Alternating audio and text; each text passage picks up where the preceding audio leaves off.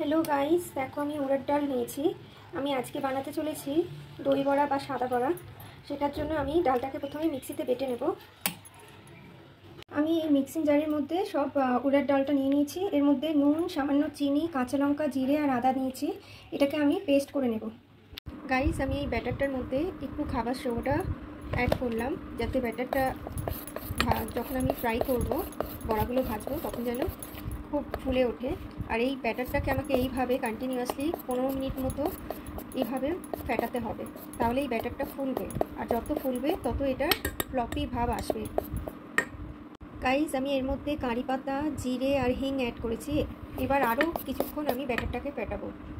Guys, দেখো ব্যাটারটা যে রেডি হয়েছে সেটার প্রমাণ হচ্ছে এই যে ব্যাটারটা। দেখো, আমি আগে একবার ফেলে দেখেছি। এইরকমভাবে কিছুটা পরিমাণ ব্যাটার ফেলে দেখো। ব্যাটারটা যদি এই জলের মধ্যে ভাসছে দেখো, তাহলে মনে করবে ব্যাটারটা রেডি হয়ে গেছে ফ্রাই করার জন্য। গাইস, আমি কড়াইতে দেখো তেলটা গরম করে নিয়েছি। এবার আমি একে একে বড়াগুলোকে ভেজে নেব। গাইস, দেখো আমি বড়াগুলো অলরেডি ভাজতে দিয়ে দিয়েছি। গাইস, দেখো আমি উল্টে দিয়েছি। কত সুন্দর বড়াগুলো ভাজা হচ্ছে, কতটা ফুলে গেছে দেখো।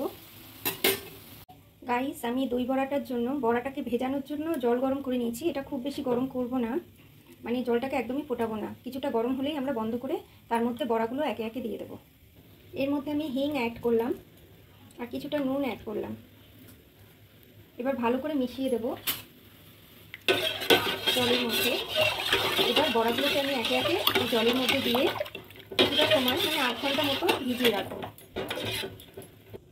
আমি সমস্ত বড়াগুলো দিয়ে দিয়েছি।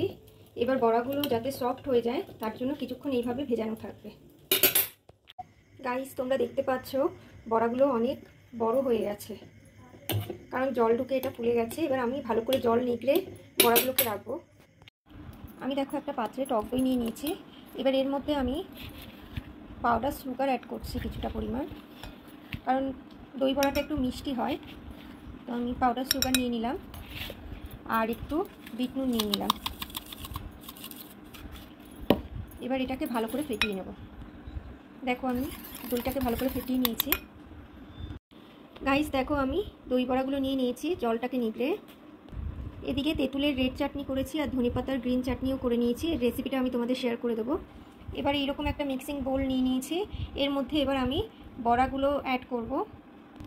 দেখো আমি বড়াগুলো এরকমভাবে সাজিয়ে নিয়েছি। এবার এর মধ্যে আমি প্রথমে দইয়ের মিশ্রণটা অ্যাড করব। দইটা নিতে হবে যেন বড়াগুলো ডুবে যায়। এবার এর মধ্যে আমি গ্রিন চাটনি আর রেড চাটনিটা অ্যাড করব। দেখো কত সুন্দর লাগছে দেখতে। এরপরে আমি এর মধ্যে চাট মশলা, বিট নুন সামান্য অ্যাড করব, সামান্য চিলি ফ্লেক্স অ্যাড করেছি, সামান্য গোলমরিচের গুঁড়ো, সামান্য ভাজা জিরে অ্যাড করছি, খুবই সামান্য Kashmiri red chilli powder add করে দিলাম। গাইস, আমার দই বড়াটা রেডি। এবার এটাকে খাওয়া যেতে পারে। গাইস, দেখো দই বড়াটা আমি কেটে দেখাচ্ছি কতটা সফট হয়েছে, তোমরা দেখতেই পাচ্ছ। দেখো, thank you for watching guys. ভালো লাগলে একটা লাইক, কমেন্ট, শেয়ার করে দিও। Thank you so much.